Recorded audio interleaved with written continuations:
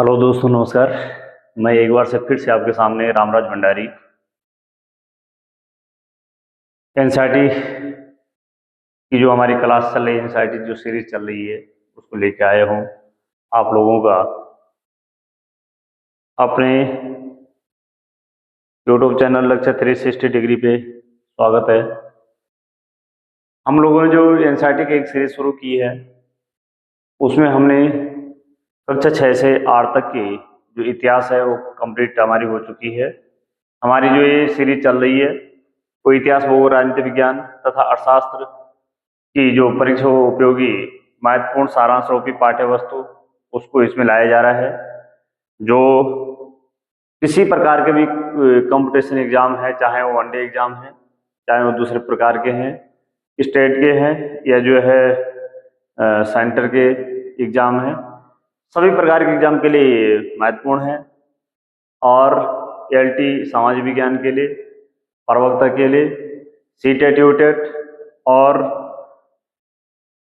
दूसरे प्रकार के जो लोक सेवा आयोग की जितनी परीक्षाएं होती है, समूह की जितनी परीक्षाएं होती है, और साथ ही ये कक्षा 9 के जो विद्यार्थी है उनके लिए भी महत्वपूर्ण है। तो आज हमारी लेक्चर की जो भूगोल हमारा शुरू हो चुका है, इसमें भूगोल की कक्षा 9 के हमारे 4 लेक्चर हो चुके हैं। आज लेक्चर संख्या 5 है और इसका जो सीरीज चल रहा है इसमें सीरीज संख्या भी 5 है। उससे पहले जो जिन लोगों ने नहीं देखे हैं तो आप लोग जो है कमेंट बॉक्स में आप लोग जो है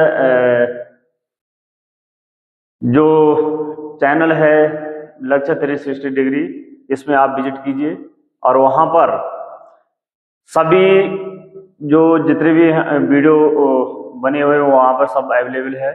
14 हमारे जो है 14 लेक्चर इतिहास के आए हैं वो भी वहीं पे हैं। और इसकी हमने जो है भूगोल की कक्षा 9 से शुरू किया है। तो आज हमारा जो टॉपिक है प्राकृतिक वनस्पति तथा वन्य प्राणी, और ये हम भारत के संदर्भ में ही हम देख रहे हैं। भारत के संदर्भ में जो प्राकृतिक वनस्पति और यहाँ पर जो वन्य प्राणी, किस किस प्रकार के वन्य प्राणी पाए जाते हैं। यहाँ पर मेरे 2 कॉन्टैक्ट नंबर भी है, आप लोग मुझसे कांटेक्ट कर सकते हैं। और जो भी आपकी क्वारीज होगी तो संभवतः मैं उनके उत्तर, जो वाजिब प्रश्न होंगे उनके उत्तर उसमें दे पाऊंगा। तो आप मुझे व्हाट्सएप मैसेज और जो यूट्यूब का जो कमेंट बॉक्स है, आप लोग जो है यदि आप लोगों के समझ में आपको वीडियो अच्छे लग रहे हैं, परीक्षा उपयोगी महत्वपूर्ण है, इसमें कुछ जानकारी आपको अतिरिक्त जानकारी मिल रही है, तो आप जो है उसमें जरूर कमेंट कीजिए। यदि आपको जो है ज़्यादा कमेंट आप नहीं कर पाते हैं तो आप सिर्फ जो है यस, या आपके समझ में नहीं आ रहा तो आप नो की रिपोर्ट ही उसमें कर दीजिए। तो ये आप लोगों से रिक्वेस्ट है। और एक और रिक्वेस्ट है कि आप इसको अधिक से अधिक लोगों तक आप इसको पहुंचाइए, क्योंकि आप ही लोग है जो इसको अधिक से अधिक लोगों तक आप पहुंचाएंगे, और जितने आप लोग अधिक से अधिक लोगों तक पहुंचाएंगे तो मुझे भी उससे मोटिवेशन मिलेगा और मैं भी इसमें जो है और अच्छे से जो है करने की कोशिश करूंगा, जिससे आप लोगों के लिए परीक्षा और महत्वपूर्ण जितना और अच्छा हो सके वो मैं कोशिश करूंगा। आप लोग इसको अधिक से अधिक लोगों तक, रिक्वेस्ट आप लोगों से है कि अधिक से अधिक लोगों तक आप इसे पहुंचाइए। ये जो टॉपिक है हम भारत के संदर्भ में देख रहे हैं, तो प्राकृतिक वनस्पति तथा वन्य प्राणी, यहाँ पर किस किस प्रकार की प्राकृतिक वनस्पति पाई जाती है और कौन कौन से वन्य प्राणी पाए जाते हैं। यहाँ पर हमारे उन पशु पक्षियों से, उन जो है जीव जंतुओं से मतलब नहीं है, उन पशुओं से मतलब नहीं जिनको हम घर में पालते हैं, वन्य प्राणी से मतलब है। और प्राकृतिक वनस्पति, यहाँ पर उस वनस्पति से भी तात्पर्य नहीं है जो हम जो है घर में, जो हम अपने खेतों में उगाते हैं या बागानों में उगाते हैं।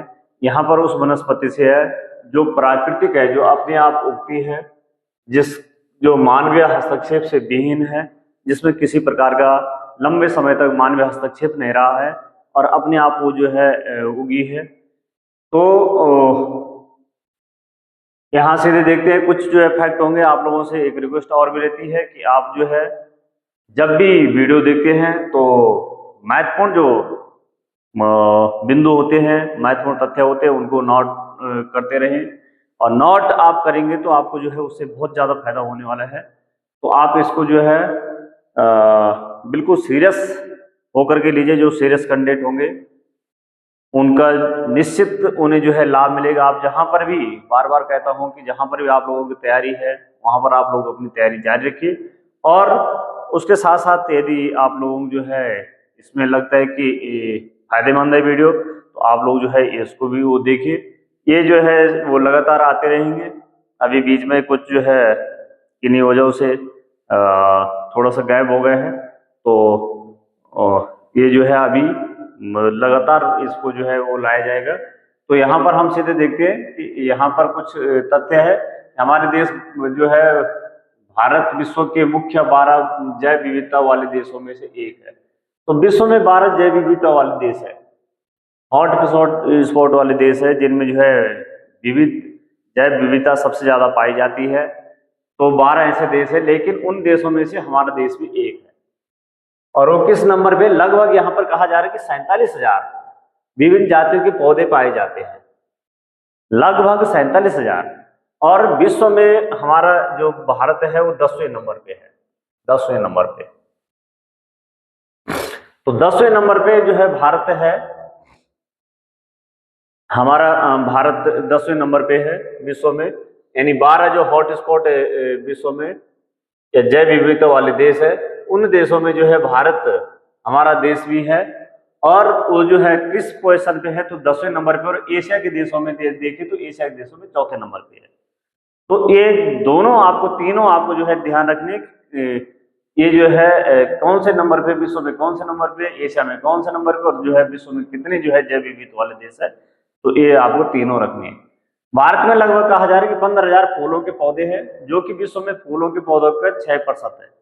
तो विश्व में यहाँ पर जो है लगभग 15,000 फूलों के ही पौधे हैं।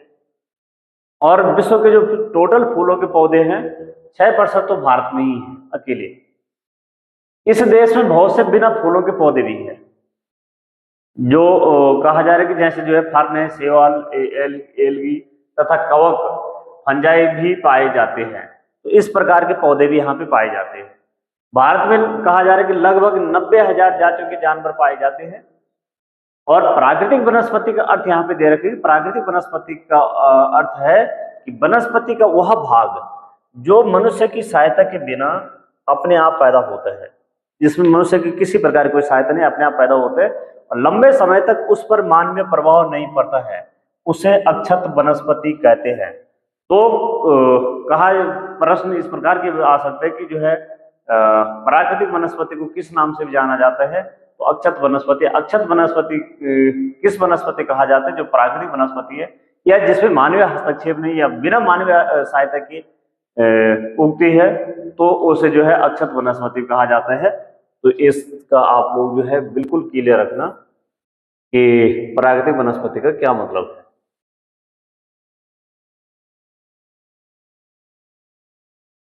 अतः विभिन्न प्रकार की कृषिकृत फसलें, फल और बागान वनस्पति का भाग तो है, परंतु प्राकृतिक वनस्पति नहीं है। जो जितने हम कृषि करते हैं वो फसलें, जो फल बागान हम लगाते हैं वो, और ये जो है वनस्पतिक भाग है, लेकिन ये प्राकृतिक वनस्पति नहीं, क्योंकि इसमें मानवीय हस्तक्षेप होता है। वह वनस्पति जो मूल रूप से भारतीय है उसे देशज कहते हैं, लेकिन जो पौधा भारत के बाहर से आए हैं उन्हें विदेशज कहते हैं। जो पौधा बाहर से आए उन्हें विदेशज कहते हैं। वनस्पति जगत शब्द का अर्थ क्या है? किसी विशेष क्षेत्र में। वनस्पति जगत शब्द का अर्थ क्या है? ये कहा जा रहा है कि यहाँ पर सारी वनस्पति आ गई, वनस्पति जगत। तो यहाँ पर कहा जा रहा है किसी विशेष क्षेत्र में किसी समय में पौधे की उत्पत्ति से है। तो वनस्पति जगत शब्द का अर्थ है कि किसी विशेष क्षेत्र में किसी समय में पौधे की उत्पत्ति से है। यहाँ पर जो है वनस्पति जगत का ये अर्थ यहाँ पे दे रखा है।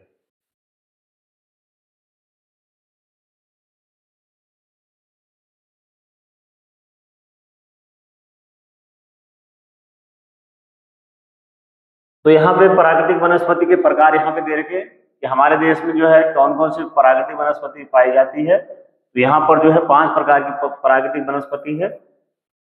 उष्ण कटिबंधीय सदाबहार वन, या इन्हें हम वर्षा वन भी कहते हैं।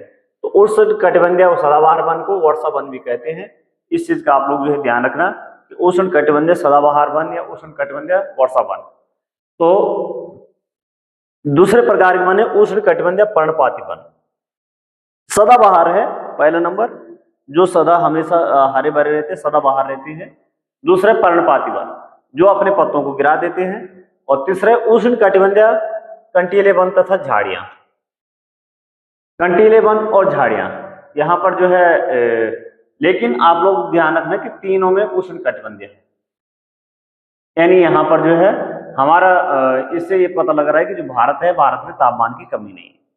यहाँ पर तापमान और तापमान, यही दो वनस्पति को जो प्रभावित करेंगे, तापमान और वर्षण, ये दोनों ही प्रभावित करेंगे। जितने यहाँ पर जितनी ज्यादा तापमान होगा और जितना ज्यादा वहां पर वर्षा होती होगी, उस प्रकार वहां पर जो है वहां पर उतनी जो है ज्यादा वनस्पति पाई जाएगी। और तापमान होगा और वर्षा नहीं होगी तो फिर जो है विरल वनस्पति वहां पे पाई जाएगी। तो इसका मतलब है कि सीधे सीधे तीनों में आप जो है उष्ण कटिबंधीय है यहाँ पे। दूसरे प्रकार के आएंगे यहाँ वन शीतोष्ण जो है या जो है शीत कटिबंध, तो वो जो है आप लोग ध्यान रखना कि यहाँ पर जो है उष्ण कटिबंधीय, यानी भारत में जो है तापमान की किसी प्रकार की कोई कमी नहीं है। तापमान जो है भारत जो विषुवत रेखा है, विषुवत रेखा से जो कर्क रेखा यहाँ से गुजर रही है 23.5 डिग्री उत्तर में, विषुवत रेखा 23.5 डिग्री उत्तर में, तो इस क्षेत्र में तो तापमान हमेशा जो है ठीक रहता है, उच्च रहता है, उच्च तापमान रहता है। और यहाँ पर जो है जो ये तीन प्रकार के वन हमने अभी इन पे चर्चा करेंगे, तो यहाँ पर देख भी लेते हैं कि जो ये उष्ण कटिबंधीय सदाबहार वन है, ये किन किन क्षेत्रों में है। तो ये उष्ण कटिबंधीय सदाबहार वन यहाँ पर पश्चिमी घाट, ये पश्चिमी घाट में है। यहाँ पर जो है पूर्वी घाट में कोरोमंडल तट, तमिलनाडु वाले तट में है। इधर जो है लक्षद्वीप में है, इधर अंडमान निकोबार द्वीप समूह में है, इधर जो है ये अरुणाचल को छोड़ करके इधर पूर्वोत्तर भारत में लगभग जो है सभी जगह है। इधर मेघालय में है, त्रिपुरा में है, नागालैंड में है, असम में है, मिजोरम में है, मणिपुर में है, तो ये सारे स्टेट में है। इधर जो है कुछ क्षेत्र इधर पश्चिम बंगाल के, उड़ीसा का है। तो इन जगहों पे जो है उष्ण कटिबंधीय सदाबहार वन पाए जाते हैं। जो सदाबहार है हमेशा जो है इनकी पत्तियां, ये पता नहीं लगती कब गिराते हैं, इनकी पत्तियां गिरती रहती है, आती रहती है, तो ये सदा हरे भरे रहते हैं। उसके बाद दूसरे नंबर पे, लेकिन इनके जो है क्या खासियत है इनकी, यहाँ पे तापमान उच्च और वर्षण उच्च, यानी यहाँ पर जो है 200 सेंटीमीटर से अधिक वर्षा होनी। जहां पर 200 सेंटीमीटर से अधिक वर्षा होगी वहां पर इस प्रकार के वन पाए जाएंगे। दूसरे प्रकार के उष्ण कटिबंधीय पर्णपाती वन, पर्णपाती वन जो कुछ समय के लिए जो है अपने पत्तों को गिरा देते हैं। तो कुछ समय के लिए अपने पत्तों को गिरा देते हैं, तो ये भारत के सबसे बड़े क्षेत्र में यही वन पाए जाते हैं। सबसे बड़े क्षेत्र में इसी प्रकार के वन पाए जाते हैं भारत में, उष्ण कटिबंधीय पर्णपाती वन। अब ये आप लोग देख सकते हैं कि ये वाला जो है क्षेत्र जहां पर ये उष्ण कटिबंधीय पर्णपाती वन पाए जा रहे हैं,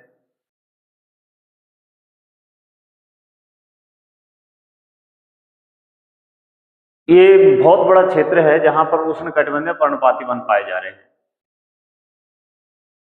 ये पर्णपाती वन जो पाए जा रहे हैं, तो पूछा जाए कि जो है किस प्रकार के वन सबसे ज्यादा क्षेत्र में पाए जाते हैं, तो उष्ण कटिबंधीय पर्णपाती वन पाए जाते हैं। ये जो वन पाए जाते हैं 70 सेंटीमीटर से 200 सेंटीमीटर के बीच में जहां बारिश हो रही है, 200 सेंटीमीटर से अधिक बारिश हो रही है तो सदाबहार वन, 70 से 200 सेंटीमीटर बारिश हो रही है तो उष्ण कटिबंधीय पर्णपाती वन पाए जा रहे हैं। और यहाँ पर ये जो है ये वन जो है दो प्रकार के हैं। एक तो 100 से 200 सेंटीमीटर, क्योंकि 200 सेंटीमीटर से अधिक हमें मिल रहे थे सदाबहार वन, और ये जो पर्णपाती वन है 70 से 200 सेंटीमीटर बारिश जाती है वहां पर ये वन पाए जा रहे हैं। लेकिन इनके जो है दो प्रकार है, एक तो 100 से 200 सेंटीमीटर के वाले हैं।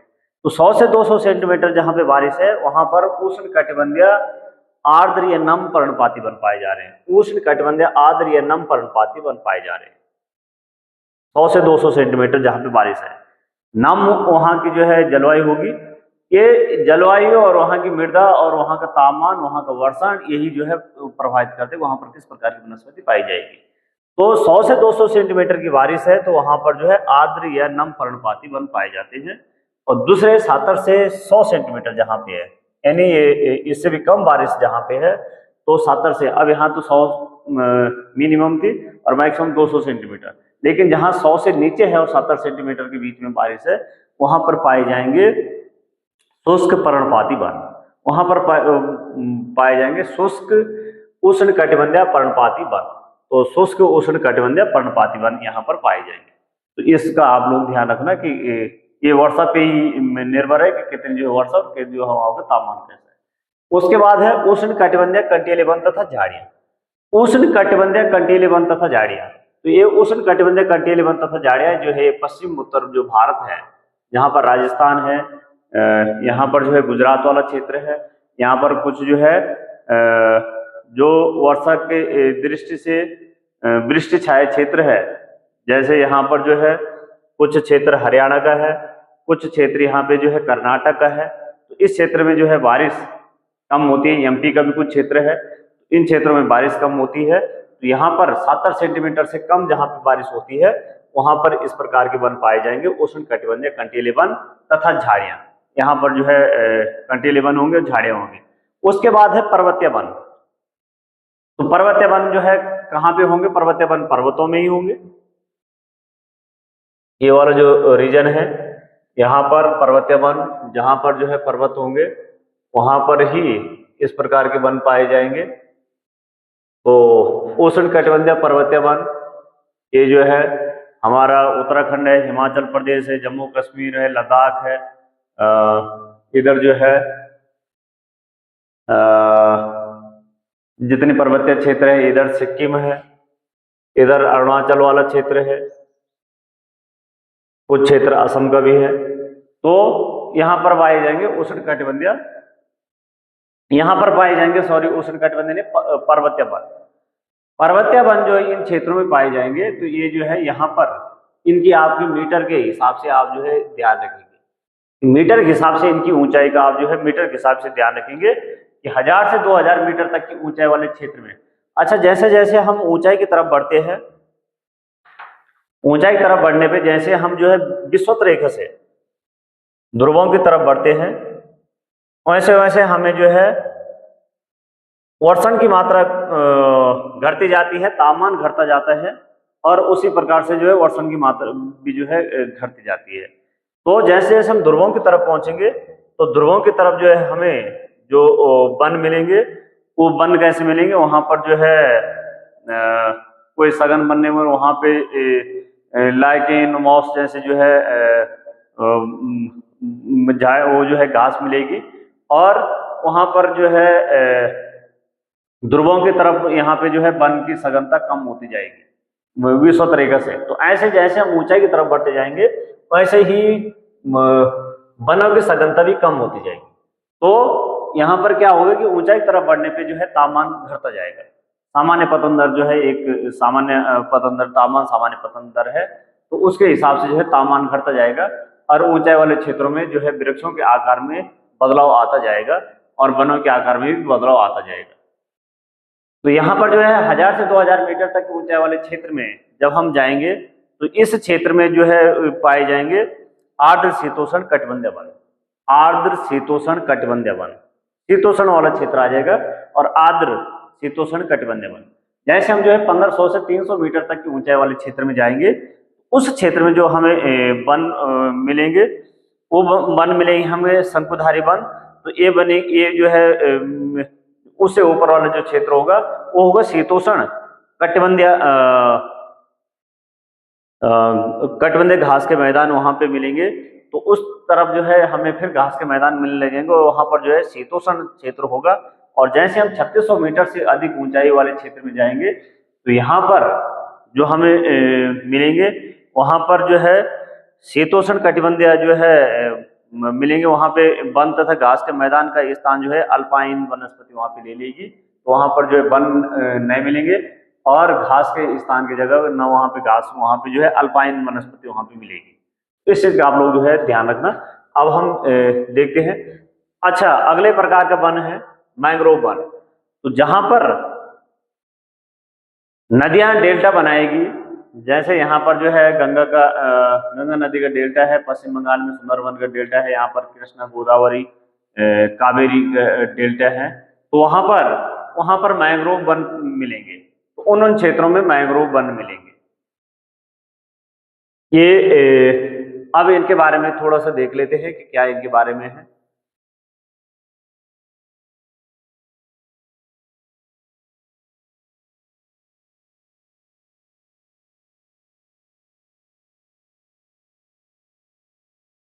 अब यहाँ पे उष्ण कटिबंधीय वर्षा वन, या जिन्हें हम सदाबहार वन कहते हैं। तो यहाँ पर जो है ये कौन कौन से वहाँ पे वृक्ष पाए जाते हैं, कौन कौन से वहाँ पे जीव जंतु पाए जाते हैं, कौन कौन से वहाँ पे जो है जानवर वहां पे पाए जाएंगे, तो ये हम सब इसमें देखेंगे। तो उष्ण कटिबंधीय वर्षा वन, सदाबहार वन, आप लोग जो है दोनों एक ही नाम है। तो सदा वर्षा वन वहां पे जो है वर्षा खूब होती है, इसलिए वर्षा वन उन्हें भी कहा जाता है। तो ये वन कहे जा रहे हैं कि ये वन जो है पश्चिमी घाटों के अधिक वर्षा वाले क्षेत्रों में, हमने देखा पश्चिम घाट में जहां पर अधिक वर्षा होती है उस क्षेत्र में, लक्षद्वीप में हमने देखा, अंडमान निकोबार द्वीप समूह में, असम के ऊपरी भागों में, असम के ऊपरी वाले भाग में भी ये वन पाए जाते हैं। तमिलनाडु के तट में जो कोरोमंडल तट हम देखा, यहाँ तक ये सीमित है। तो आप जो है इनके ध्यान रखना कि किन किन जगहों पे है ये। उन क्षेत्रों में भली भांति विकसित है जहां 200 सेंटीमीटर से अधिक वर्षा के साथ एक थोड़े समय के लिए शुष्क ऋतु पाई जाती है। कुछ समय के लिए वहां पे शुष्क ऋतु आती है, बारिश खूब होती है, बारिश वहां पे सब ज्यादा होती है, लेकिन बीच में थोड़े समय के लिए शुष्क ऋतु भी आती है। इन वृक्षों में, अच्छा यहाँ पर जो है वृक्ष ऊंचे ऊंचे होंगे, यहाँ पर जो है 40-45 मीटर से 65 मीटर तक ऊंचे वृक्ष होंगे। तो इन वृक्षों में वृक्ष 60 मीटर या उससे भी अधिक ऊंचाई तक पहुंचते हैं, क्योंकि ये क्षेत्र वर्ष भर ऐसे रहते, गर्म तथा आर्द्र रहते हैं। अतः यहाँ हर प्रकार की वनस्पति, वृक्ष, झाड़ियां और लताएं उगती है, और वनों में इनकी विभिन्न ऊंचाई में कई स्तर देखने को मिलते हैं। तो अलग अलग स्तरों पे यहाँ पे जो है देखने को मिलते हैं। और यहाँ पे जो है वृक्ष, झाड़ियां, लताएं, कोई जो है छोटे वृक्ष, उससे और ऊंचे वृक्ष, और ऊंचे वृक्ष, तो कुछ जो है वृक्ष जो नीचे ही, उन वृक्षों के नीचे, लेकिन वही वृक्ष उनके नीचे उगेंगे जो वहां पर जो है समायोजन कर पाएंगे, जो वृक्षों के नीचे भी अपने आप का अपना जीवन यापन कर पाएंगे। तो उस प्रकार के वृक्ष, और कुछ जो है वहां पर लताएं भी। और वहां पर जो मुख्य बात है, वहां पर जो है इतने घने सघन वृक्ष होते हैं कि सूर्य का प्रकाश जमीन पे नहीं पड़ पाता है।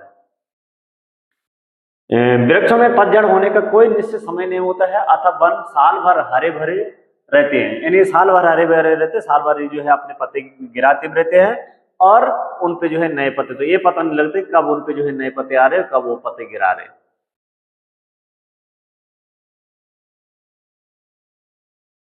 यहाँ पर देखेंगे ये जो है उष्ण कटिबंधीय वर्षा वन है। कुछ जो है नीचे कुछ घास फूस इत्यादि है, झाड़ियां हैं, और कुछ वृक्ष ये है।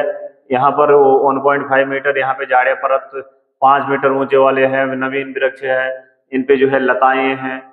यहाँ पर जो है 40 मीटर, 60 मीटर से अधिक ऊंचाई वाले वृक्ष भी है। तो इन वनों में पाए जाने वाले व्यापारिक महत्व के कुछ वृक्ष।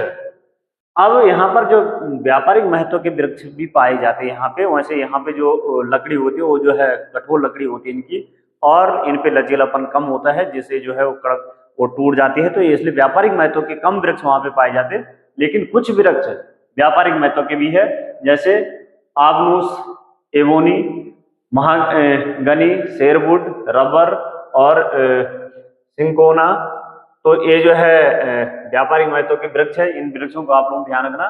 इन वनों में सामान्य रूप से पाए जाने वाले जानवर, हाथी है, बंदर है, लैमूर, हिरण है, ये जो है यहाँ पर पाए जाते हैं। यहाँ पर जो है शेर, चीता इत्यादि यहाँ पे जो है पाए जाते, बाघ इत्यादि यहाँ पे जो है नहीं है। तो इस प्रकार के यहाँ पे जानवर है। अब शेर, बाघ इत्यादि इसलिए नहीं कि यहाँ पर इतने घने वन होते, इतने घने वृक्ष होते हैं कि उन्हें जो है शिकार करने में ही दिक्कत आ जाएगी। तो इसलिए उस प्रकार के वहां पर जानवर भी जो है प्रकृति ने कुछ प्रकृति इतनी ने हमें ऐसी सुंदरता दे रखी है कि जिस प्रकार के जहां पर जो है वनस्पति, वहां पे जो है वातावरण होगा, वहां की वो जो है जलवायु होगी, और वहां की जो है मृदा होगी, वहां की ऊंचाई होगी, वो जो है उस प्रकार वहां पर जो है जीव जंतु होंगे और वहां पर वनस्पति होंगी। तो एक सिंग वाले गैंडे असम और पश्चिम बंगाल के दलदली क्षेत्रों में मिलते हैं। तो एक सिंग वाले गैंडे कहाँ मिलते हैं, ये आप लोग ध्यान रखना है। इसके अतिरिक्त इन जंगलों में कई प्रकार के पक्षी, चमगादड़ तथा रेंगने वाले जीव जंतु भी यहाँ पर जो है खूब पाए जाएंगे। यहाँ पर जो है सांप इत्यादि या रेंगने वाले जीव जंतु यहाँ पे खूब मिलेंगे, बहुत ही मिलेंगे। अब है दूसरे नंबर के जो वन थे हमारे उष्ण कटिबंधीय पर्णपाती वन, और ये इसमें हमने दो प्रकार के वन देखे थे। तो ये भारत में सबसे बड़े क्षेत्र में फैले हुए, आप लोग ध्यान रखना कि सबसे बड़े क्षेत्र में उष्ण कटिबंधीय पर्णपाती वन है, और इन्हें मानसूनी वन भी कहते हैं। इन वनों को मानसूनी वन को भी कहते हैं। जैसे उष्ण कटिबंधीय सदाबहार वन को उष्ण कटिबंधीय वर्षा वन भी कहते हैं, इसी प्रकार इनको मानसूनी वन भी कहते हैं। ये उन क्षेत्रों में विस्तृत है जहां 70 से 200 सेंटीमीटर तक, हमने पीछे देखा 70 से 200 सेंटीमीटर बारिश। इस प्रकार के वनों में वृक्ष शुष्क ग्रीष्म ऋतु में 6 से 8 सप्ताह के लिए अपनी पत्तियां गिरा देते हैं। तो 6 से 8 सप्ताह के लिए अपनी पत्तियां गिरा देते हैं। जल की उपलब्धि के आधार पर इन वनों को आर्द्र तथा शुष्क पर्णपाती वनों में विभाजित किया जाता है। तो ये जल की उपलब्धता के आधार पर ही है, क्योंकि यहाँ पे 70 से 200 सेंटीमीटर है बारिश। अब 100 से 200 सेंटीमीटर की बारिश हो रही है तो आर्द्र या नम पर्णपाती वन, और 70 से 100 सेंटीमीटर के बीच में बारिश है तो शुष्क पर्णपाती वन। तो इनमें आर्द्र या नम पर्णपाती वन उन क्षेत्रों में पाए जाते हैं जहां 100 से 200 सेंटीमीटर तक वर्षा होती है, अतः ऐसे वन देश के पूर्वी भागों, उत्तरी पूर्वी राज्यों, हिमालय के गिरिपाद, झारखंड, पश्चिम उड़ीसा, छत्तीसगढ़ तथा पश्चिम घाटों के पूर्वी ढालों में पाए जाते हैं। और सागौन इन वनों की सबसे प्रमुख प्रजाति है। सागौन बांस, साल, शीशम, चंदन,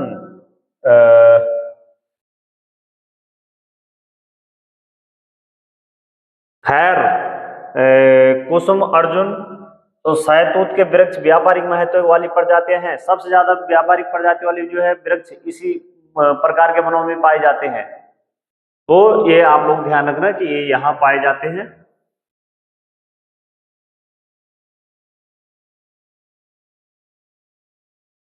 यहाँ पर एक जो है उष्ण कटिबंधीय पर्णपाती वन यहाँ पे दिखाए गए हैं।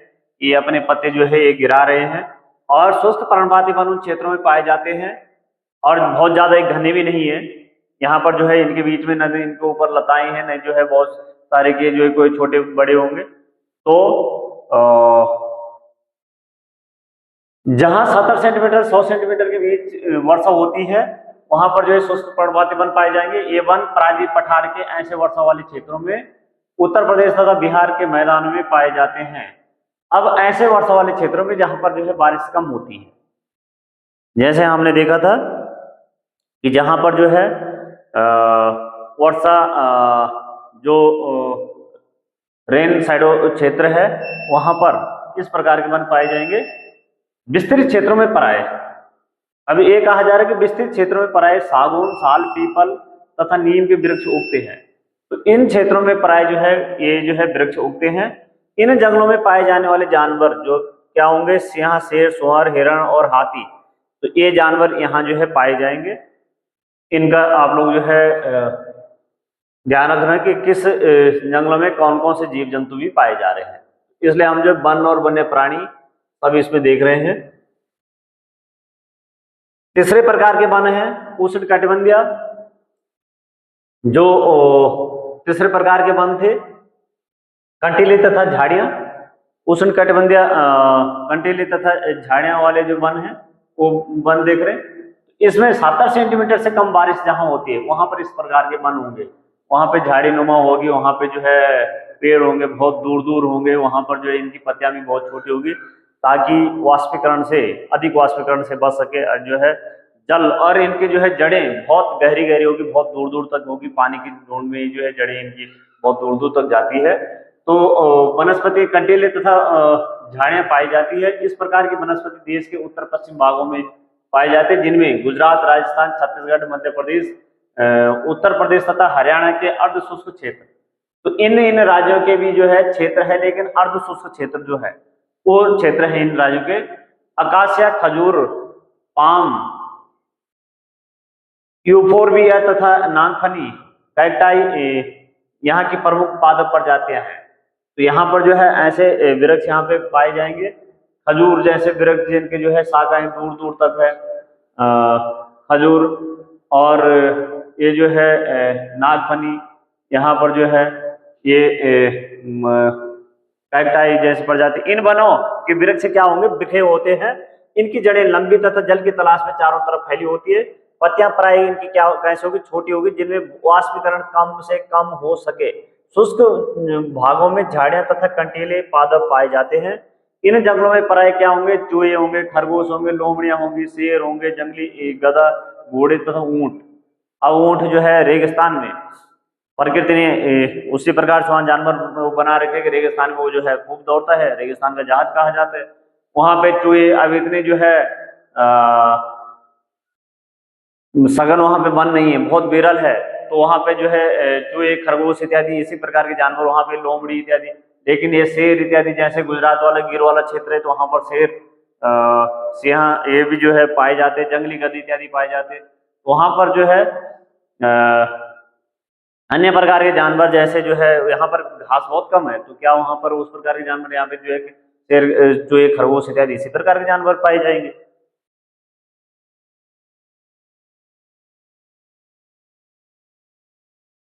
अब है हमारे जो है पर्वतीय वन।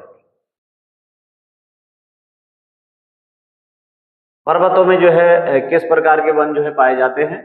तो पर्वतीय क्षेत्रों में तापमान की कमी तथा ऊंचाई के साथ साथ प्राकृतिक वनस्पति में अंतर दिखाई देता है। जैसे जैसे जो है ऊंचाई बढ़ती जाएगी, जो है तापमान की कमी होती जाएगी, तो प्राकृतिक वनस्पति में अंतर दिखेगा। वनस्पति में जिस प्रकार का अंतर हम उष्ण कटिबंधीय प्रदेशों से टुंड्रा की ओर देखते हैं, उष्ण कटिबंधीय प्रदेशों में जैसे टुंड्रा प्रदेश की तरफ देखते, ध्रुवों की तरफ देखते, उसी प्रकार का जो है अंतर यहाँ पे दिखाई देता है। अंतर पर्वतीय भागों में ऊंचाई के साथ साथ देखने को मिलता है। 1000 से 2000 मीटर तक की ऊंचाई वाले क्षेत्रों में कैसे वन पाए जाएंगे, आर्द्र शीतोष्ण कटिबंधीय वन पाए जाते हैं। 1000 से 2000 मीटर की ऊंचाई पर आर्द्र शीतोष्ण कटिबंधीय वन पाए जाते हैं। इनमें चौड़ी पत्ती वाले ओक तथा चेस्टनट जैसे वृक्षों की प्रधानता, तो जो है ये ओक और चेस्टनट यहाँ पर पाए जा रहे हैं। और ये जो है व्यापारिक दृष्टि से महत्वपूर्ण है, ये व्यवसायिक दृष्टि से। और 1500 से 3000 मीटर की ऊंचाई के बीच जो है शंकुधारी वृक्ष, चीड़ महत्वपूर्ण वृक्ष है, पाइन।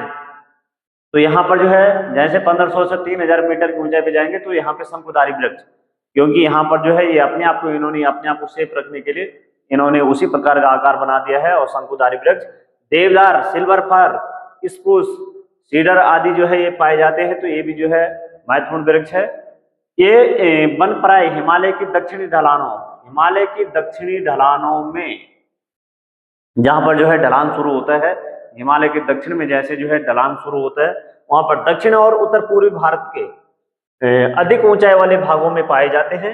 अधिक ऊंचाई पर प्राय शीतोष्ण कटिबंधीय घास के मैदान, और अधिक ऊंचाई पर जो है प्राय कौन से जो है वन पाए जाएंगे, तो यहाँ पर शीतोष्ण कटिबंधीय घास के मैदान पाए जाएंगे।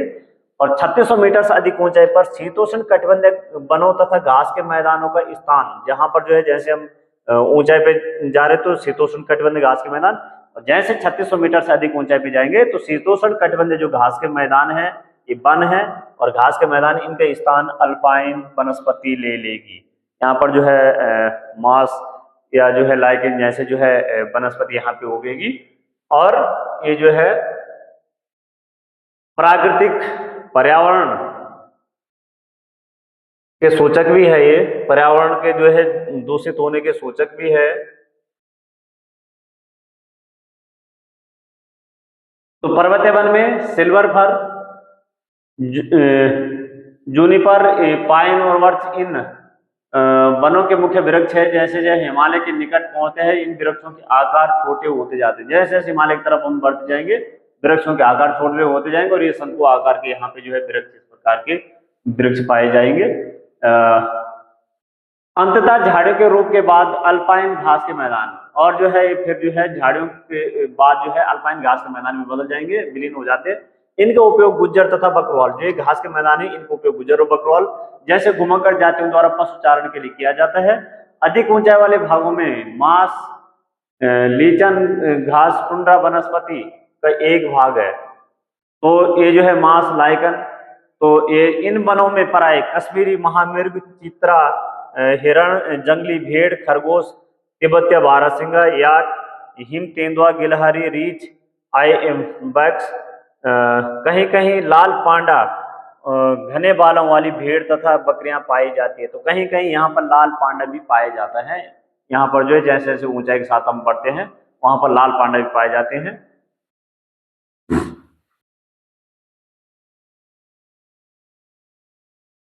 अब है मैंग्रोव वन।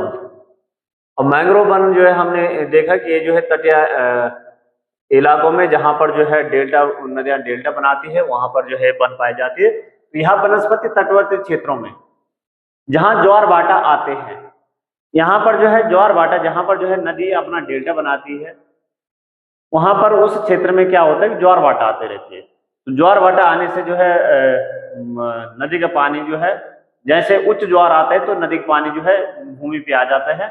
तो सबसे महत्वपूर्ण वनस्पति ज्वार भाटा की सबसे महत्वपूर्ण वनस्पति है घने मैंग्रोव। एक प्रकार की वनस्पति है जिसमें पौधे की जड़ें पानी में डूबी रहती है। तो इसमें जो है पानी जो है पौधे की जड़ें जो है पानी में डूबी रहती है। इस प्रकार के वहां पे जो वृक्ष पाए जाते हैं। ये जो है गंगा, ब्रह्मपुत्र, महानदी, गोदावरी, कृष्णा तथा कावेरी नदियों के डेल्टा भागों में यह वनस्पति मिलती है। तो किन किन नदियों के डेल्टा भागों में मिलती है ये आप लोग ध्यान रखना। गंगा, ब्रह्मपुत्र, महानदी, गोदावरी, कृष्णा तथा कावेरी नदियों के डेल्टा भाग में। गंगा ब्रह्मपुत्र डेल्टा में सुंदर वृक्ष पाए जाते हैं जिससे मजबूत लकड़ी प्राप्त होती है। तो गंगा ब्रह्मपुत्र जो नदी जहां पर डेल्टा बनाती है वहां पर जो है सुंदरी वृक्ष पाए जाते हैं। और वहां पर जो है सुंदरबन डेल्टा, वहां पर जो है सुंदरबन डेल्टा सुंदरी वृक्ष के नाम पे ही वहां पे सुंदरबन डेल्टा वहां जो है नाम पड़ा है। तो सुंदरबन डेल्टा वहां पे सुंदरी वृक्ष पाए जाते हैं और जिससे जो है मजबूत लकड़ी प्राप्त होती है। नारियल, ताड़, केवड़ा एवं एंगार के वृक्ष भी इन भागों में पाए जाते हैं। इस क्षेत्र का रॉयल टाइगर, बंगाल टाइगर प्रसिद्ध है। तो यहाँ पर जो है रॉयल बंगाल टाइगर जो है जो बंगाल टाइगर है वो इसी पे सुंदरबन डेल्टा में पाया जाता है, यहीं पे मिलता है। और इसके अतिरिक्त यहाँ पर क्या क्या जो है और जीव जंतु मिलेंगे। यहाँ पर कछुए, मगरमच्छ, घड़ियाल एवं कई प्रकार के सांप भी इन जंगलों में मिलते हैं। तो ये आप लोग जो है ध्यान रखना। और ये जो कछुआ, जो घड़ियाल है, ये महत्वपूर्ण है। जो है ये भारत में ही पाए जाते हैं। मगरमच्छ की एक जो है प्रजाति है, ये भारत में पाया जाता है और इस जो है डेल्टा वाले क्षेत्र में यहाँ पे जो है पाया जाता है, सुंदरबन वाले डेल्टा क्षेत्र में पाए जाते हैं। अब प्राकृतिक वनस्पति में हम जो है अब वन्य प्राणी को देखते हैं कि वन्य प्राणी यहाँ पर जो है कौन कौन से वन्य प्राणी हैं। तो हमने पिछले उसमें आगे देख लिया था कि वनस्पति की भांति भारत में विभिन्न प्रकार की प्राणी संपदा में भी धनी है। यहाँ जीवों की लगभग 9000 प्रजातियां मिलती है, ये हमने देख लिया था। देश में लगभग 2000 से अधिक पक्षियों की प्रजातियां पाई जाती है। तो पक्षियों की यहाँ पे 2000 से अधिक प्रजातियां, कुल जो ये पक्षियों की 2000 प्रजातियां यहाँ पर कुल विश्व का 13% है। तो 13% है जो टोटल यहाँ पर जो है पक्षियों की प्रजाति 13% भारत में पाई जाती है। मछलियों के यहाँ पर 2546 प्रजातियां हैं। 2546 प्रजातियां मछलियों की है यहाँ पे, जो विश्व के लगभग 12% है। विश्व की 12% मछलियों की प्रजातियां भारत में है। भारत में विश्व के 5 से 8% तक उभयचरी, सरीसृप तथा स्तनधारी जानवर भी पाए जाते हैं। तो 5 से 8% जो है यहाँ पे उभयचरी, सरीसृप तथा स्तनधारी जानवर भी यहाँ पे पाए जाते हैं। और स्तनधारी जानवरों में यहाँ पे जो है हाथी सबसे अधिक महत्वपूर्ण है। सबसे अधिक महत्वपूर्ण, सबसे बड़ा जानवर भी हाथी है। हाथी कहाँ कहाँ पे? असम, कर्नाटक और केरल के उष्ण तथा आर्द्र वनों में पाए जाते हैं। तो ये जो है यहाँ जो है पाए जाते हैं। एक सींग वाला गैंडे अन्य जानवर है जो पश्चिम बंगाल तथा असम के दलदली क्षेत्रों में पाया जाता है। एक जानवर, एक सींग वाला गैंडा भारत में ही पाया जाता है और ये जो है पश्चिम बंगाल तथा असम के दलदली वाले क्षेत्र में ये पाए जाते हैं। तो आप लोग ध्यान रखें कहाँ कहाँ पर ये जो है ये जानवर पाए जाते हैं, कहाँ कहाँ ये जानवर मिलते हैं।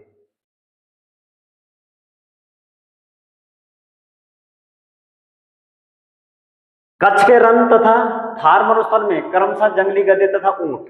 कच्छ का रन और थार मरुस्थल, यहाँ पर जो है जंगली गधे और ऊंट, तो ये यहाँ पे मिलते हैं। भारत की जीव सुरक्षा अधिनियम 1972 में लागू किया गया। जो जैव सुरक्षा अधिनियम जो है भारत में लागू किया गया, 1972 में लागू किया गया। भारत विश्व का अकेला देश है जहां शेर तथा बाघ दोनों पाए जाते हैं। अकेला देश जहां पर शेर और बाघ दोनों ही पाए जाते हैं, विश्व का एकमात्र देश। भारतीय शेरों का जो प्राकृतिक वास स्थल है वो गुजरात में गिर जंगल है। तो प्राकृतिक जो वास स्थल है इनका, ये गुजरात का जो है गिर जंगल है। बाघ मध्य प्रदेश तथा झारखंड के वनों, पश्चिम बंगाल के सुंदरबन तथा हिमालय क्षेत्रों में पाए जाते हैं। तो ये जो है कहाँ पाए जाते हैं, और यहाँ पर जो है ये गिर नेशनल पार्क में जो एशियाई शेर है इनका यहाँ पर ये पिक्चर भी है। एशियाई शेर केवल गुजरात के गिर जंगलों में पाए जाते हैं, ये आप लोग ध्यान रखना। बिल्ली जाति के सदस्यों में तेंदुआ भी है। तो तेंदुआ जो है बिल्ली जाति के सदस्यों में है। इस प्रकार के प्रश्न भी बन सकते हैं कि बिल्ली जो है तेंदुआ किस जाति के सदस्यों में है, तो ये जो है बिल्ली जाति के सदस्यों में है।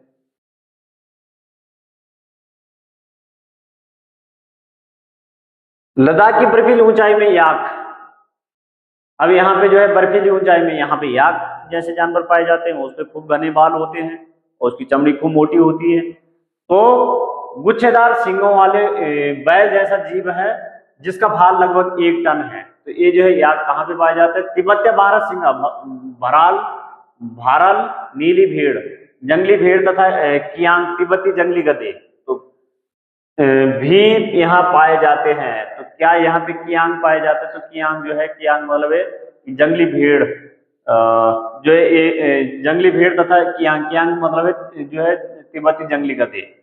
तो ये जो है यहाँ पर पाए जाते हैं।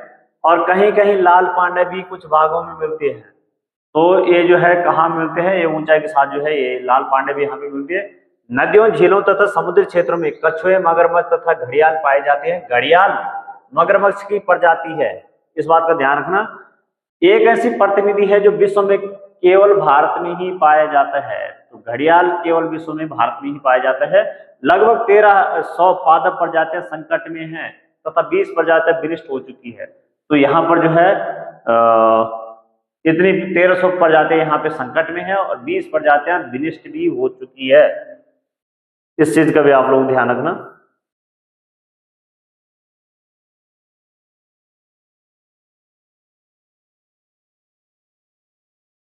अब यहाँ पे प्राकृतिक वनस्पति तथा वन्य प्राणी। प्राकृतिक वनस्पति वन्य प्राणी में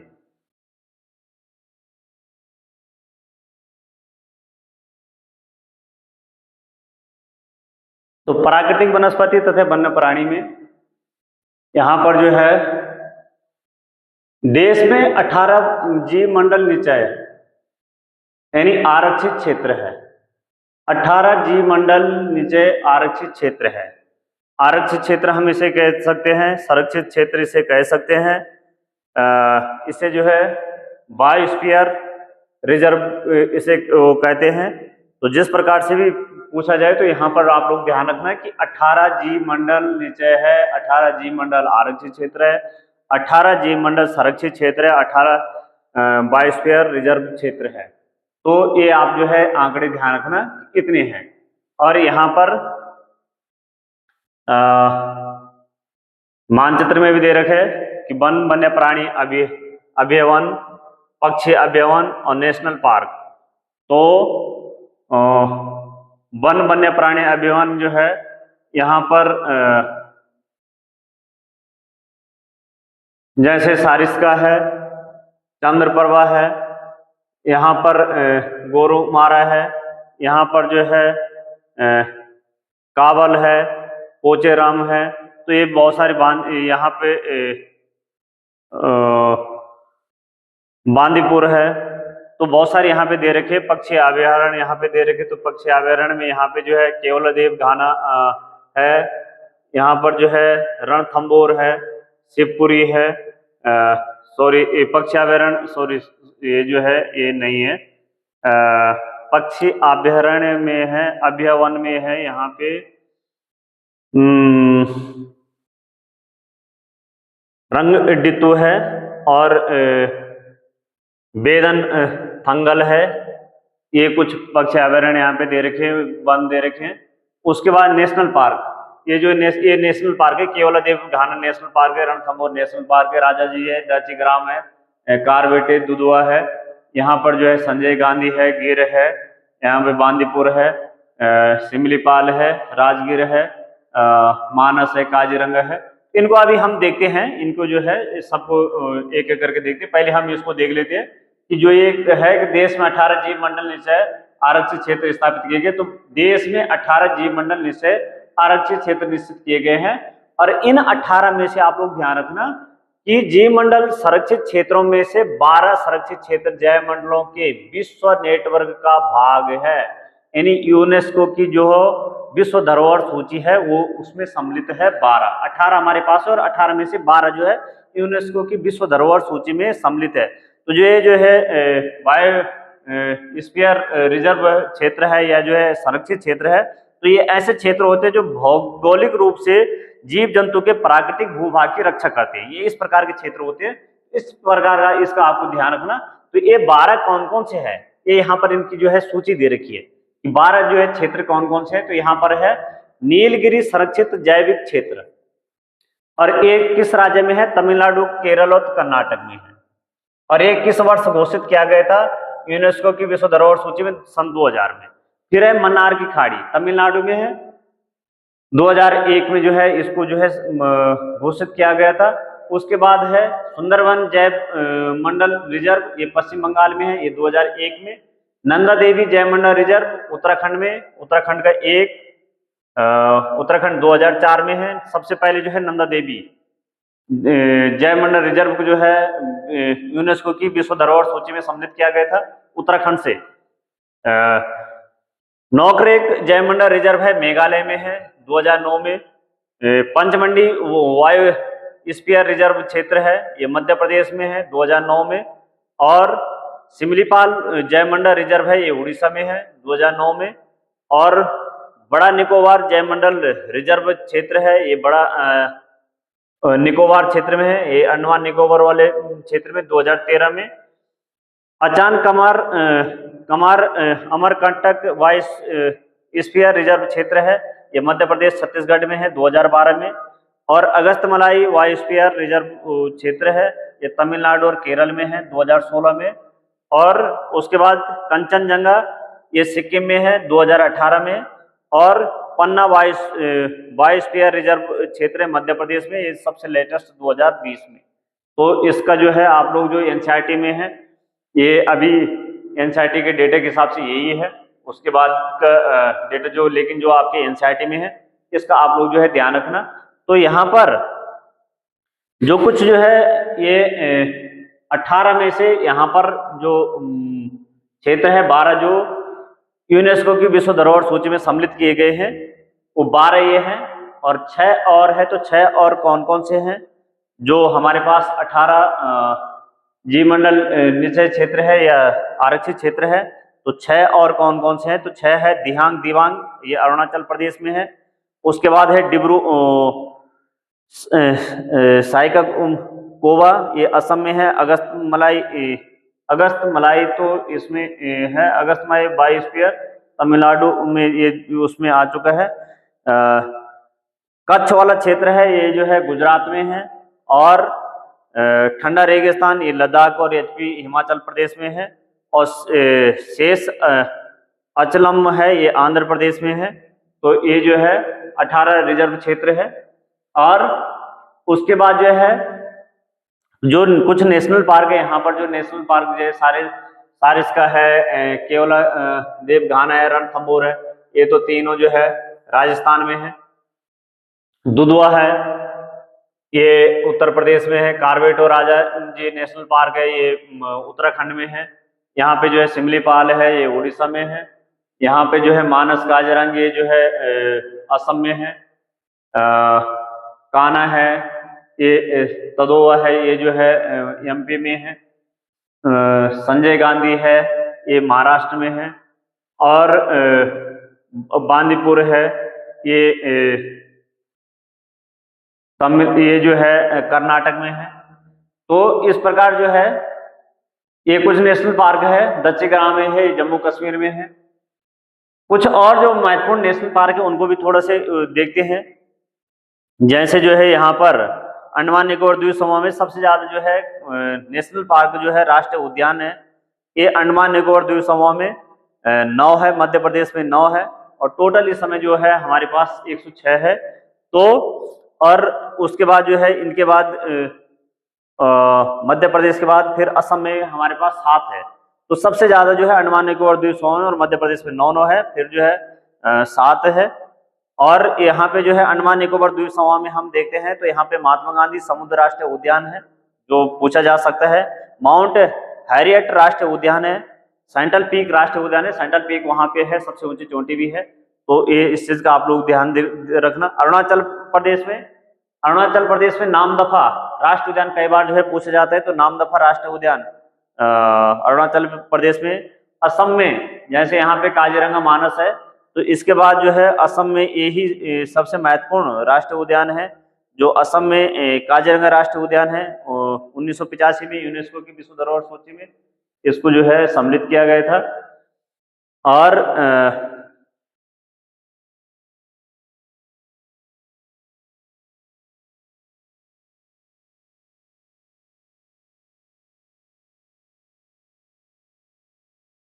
उसके बाद जो है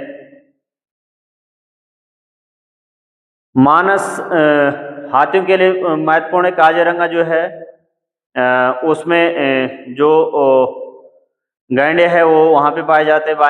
बंगाल जो है टाइगर है वहाँ पे वो पाए जाते हैं, हाथियों के लिए वो महत्वपूर्ण है। बिहार में आप लोग ध्यान रखना, वाल्मीकि राष्ट्रीय उद्यान है। वहाँ पर उस राष्ट्रीय उद्यान में, जो बिहार में वाल्मीकि राष्ट्रीय उद्यान है, उसमें थारू जो जनजाति लोग है वहाँ पर लोग जो है निवास करते हैं, निवास स्थल है उनका, प्राकृतिक निवास स्थल है वहाँ पे, उनको समझते हैं, अपना मानते हैं। छत्तीसगढ़ में गुरु घासीदास राष्ट्रीय उद्यान है, इंद्रावती राष्ट्रीय उद्यान है। गुजरात में गिर है, गिर जो है यहाँ पर गुजरात में गिर जो है जहाँ पर एशियाई शेरों के लिए महत्वपूर्ण है। उसके बाद जो है हरियाणा में सुल्तानपुर राष्ट्रीय उद्यान है। हिमाचल प्रदेश में ग्रेट हिमालयन नेशनल पार्क है। खीर गंगा राष्ट्रीय उद्यान भी हिमाचल प्रदेश में है। जम्मू एंड कश्मीर में दच्चीग्राम, यहाँ पे दच्चीग्राम राष्ट्रीय उद्यान यहाँ पे है। और भी जो है कुछ राष्ट्रीय उद्यान है यहाँ पे जम्मू कश्मीर में। सलीम अली राष्ट्रीय उद्यान है। उसके बाद जो है कर्नाटक में बांदीपुर राष्ट्रीय उद्यान है। कर्नाटक में यहाँ पे बांदीपुर राष्ट्रीय उद्यान यहाँ पर जो है कर्नाटक में है। इसके अलावा यहाँ पे कुद्रेमुख राष्ट्रीय उद्यान है। कुद्रेमुख जो है लोहे अयस्क के लिए प्रमुख है, तो कुद्रेमुख में कुद्रेमुख राष्ट्रीय उद्यान भी है। नागरहोल राष्ट्रीय उद्यान है। उसके बाद केरल में, केरल वाले में जो है पेरियार राष्ट्रीय उद्यान, तो पेरियार वहाँ पे महत्वपूर्ण नदी भी है। और साइलेंट वैली राष्ट्रीय उद्यान, तो साइलेंट वैली भी जो है केरल में है। तो पेरियार जो यहाँ पे है, तो साइलेंट वैली राष्ट्रीय उद्यान भी है। इसके बाद जो है एमपी मध्य प्रदेश में बांधवगढ़ राष्ट्रीय उद्यान है, कान्हा राष्ट्रीय उद्यान है, कोनो राष्ट्रीय उद्यान है, माधव राष्ट्रीय उद्यान है, पन्ना राष्ट्रीय उद्यान है, पेंच राष्ट्रीय उद्यान है, संजय राष्ट्रीय उद्यान है, सतपुड़ा राष्ट्रीय उद्यान है। तो ये जो है एमपी में है। इनका आप जो है ध्यान रखना, एमपी के बहुत पूछे जाते हैं। तो कोनो राष्ट्रीय उद्यान में जो अफ्रीकी चीते लाए गए थे वो कोनो राष्ट्रीय उद्यान में ही रखे गए थे। महाराष्ट्र में संजय गांधी राष्ट्रीय उद्यान है। उसके अलावा जो है मणिपुर में देखें तो केवल नामजाओ राष्ट्रीय उद्यान और सिरोही राष्ट्रीय उद्यान है। ओडिशा में जो है भीतरकनिका, यहाँ पे जो है उड़ीसा में जो है भीतरकनिका राष्ट्रीय उद्यान है। उसके अलावा जो है सिमलीपाल राष्ट्रीय उद्यान, तो भीतरकनिका और जो है सिमलीपाल राष्ट्रीय उद्यान इधर उड़ीसा में है। उसके बाद जो है राजस्थान में देखें तो केवलादेव राष्ट्रीय उद्यान, राजस्थान में केवलादेव घाना राष्ट्रीय उद्यान। इसके अलावा जो है ये भी यूनेस्को की विश्व धरोहर सूची में सम्मिलित है। और ये रामसर जो वेटलैंड है, रामसर कन्वेंशन है, उसमें भी ये सम्मिलित है। तो रणथंभौर राष्ट्रीय उद्यान भी राजस्थान में ये टाइगर रिजर्व के लिए है। और सारिस्का राष्ट्रीय उद्यान, ये तीनों वहां पर देवी रखे। सिक्किम में कंचनजंगा राष्ट्रीय उद्यान यूनेस्को की विश्व धरोहर सूची में सम्मिलित है। तमिलनाडु में इंदिरा गांधी राष्ट्रीय उद्यान है। मन्नार खाड़ी समुद्र राष्ट्रीय उद्यान है तमिलनाडु में। यूपी में दुधवा राष्ट्रीय उद्यान, यूपी में जम्मू जो है उत्तराखंड में गंगोत्री राष्ट्रीय उद्यान है, गोविंद पशु विहार है, उसके बाद जिम कॉर्बेट नेशनल पार्क है, नंदा देवी है, राजा जी राष्ट्रीय उद्यान है, फूलों की घाटी है, ये फूलों की घाटी भी जो है यूनेस्को की विश्व धरोहर सूची में सम्मिलित है। उसके बाद जो है पश्चिम बंगाल में सुंदरबन राष्ट्रीय उद्यान है, यूनेस्को की विश्व धरोहर सूची में सम्मिलित है। और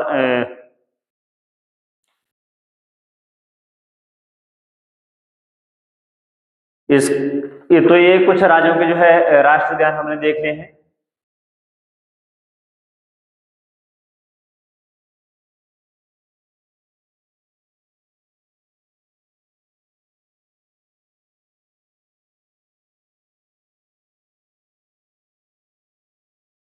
सन 1992 से सरकार द्वारा पादप उद्यानों को वित्तीय सहायता तकनीकी देने की योजना बनाई गई है। तो ये जो है कुछ जो संरक्षण के लिए उपाय अपनाए गए हैं कि हमने संरक्षण के लिए प्राकृतिक वनस्पति तथा वन्य प्राणियों को संरक्षण के लिए क्या उपाय अपनाए हैं।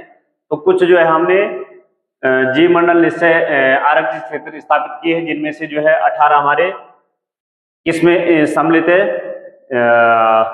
जो विश्व धरोहर सूची है उसमें सम्मिलित है।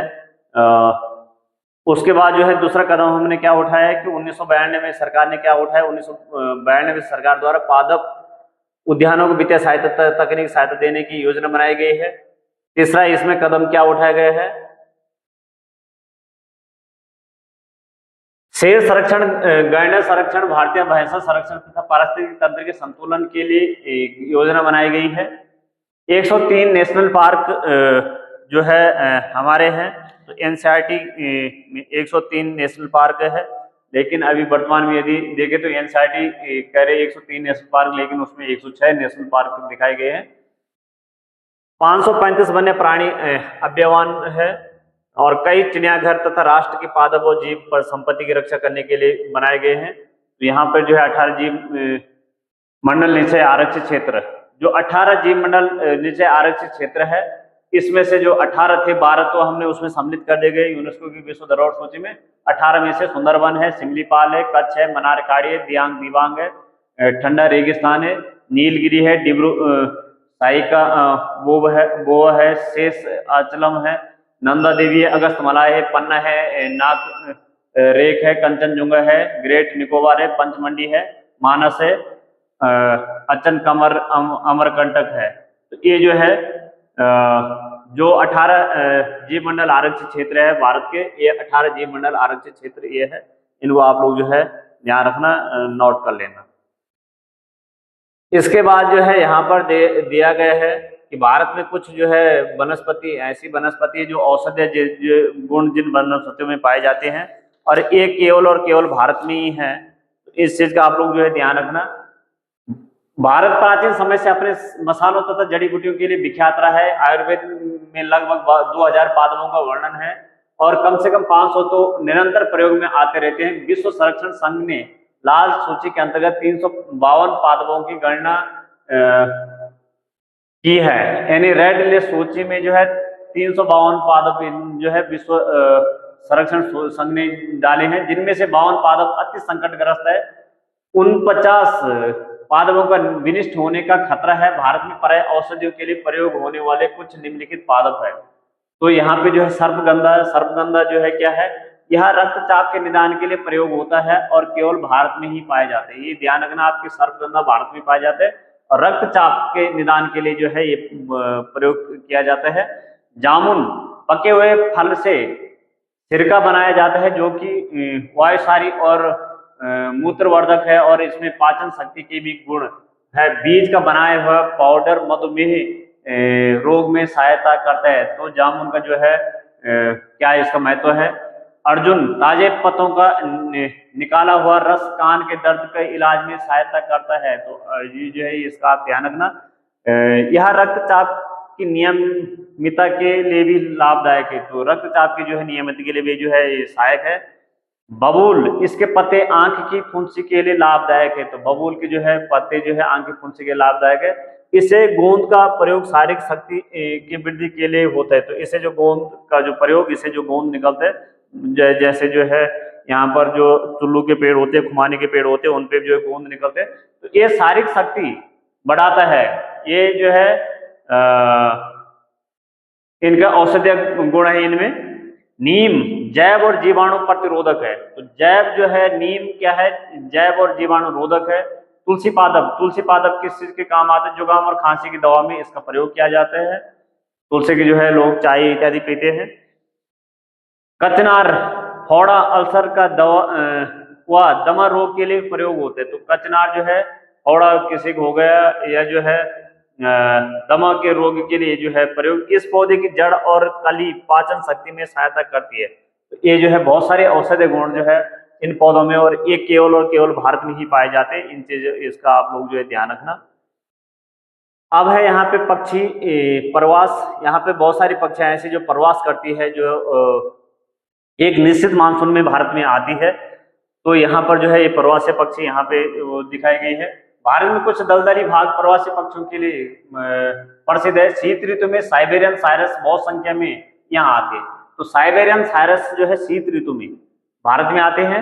जिस स्थान पर मरुभूमि समुद्र से मिलती है, लाल सुंदर कलंगी वाली फले में इंग हजारों की संख्या में आते हैं और खारे कीचड़ के ढेर बनाकर उनमें घोंसले बनाते हैं। तो खारे कीचड़ के जो है वहां पर वो जो घोंसले बनाते हैं, वहां पे वो अंडे देते हैं और बच्चों को पालती है। देश में अनेकों दर्शनीय दृश्यों में से यह भी एक है। यह हमारी कीमती धरोहर है। तो इस प्रकार की धरोहर हमारे पास है कि जो है विदेशी पक्षी, साइबेरियन पक्षी यहाँ आते हैं और अपने जो है यहाँ पर जो है घोंसले बनाते हैं और यहाँ पर जो है बच्चों को जो है यहाँ पर जो है पालते पोसते हैं। तो ये भारत की एक खूबसूरती है। तो इसी के साथ जो है ये चैप्टर समाप्त होता है और उसके साथ जो है मैं लगातार बहुत जल्दी जो है, लगातार बहुत जल्दी नहीं, तुरंत जो है ये लगातार ही चलते रहेंगे। और अगली जो है चैप्टर आएगा, अगला चैप्टर हमारे इस कक्षा 9 की पाठ्य पुस्तक का लास्ट है और उसके बाद जो है तुरंत कक्षा 10 की जो है पाठ्य पुस्तक शुरू हो जाएगी। और आप इसको जो है देखते रहे और अधिक से अधिक लोगों तक इसको जो है भेजें। यही आप लोगों से एक ही रिक्वेस्ट है कि अधिक से अधिक लोगों तक ये पहुंचेगा तो मुझे भी जो है उसमें मोटिवेशन मिलेगा। और बहुत बहुत धन्यवाद। आप लोग इसको देखें और महत्वपूर्ण बिंदु को नोट कीजिए। Thank you.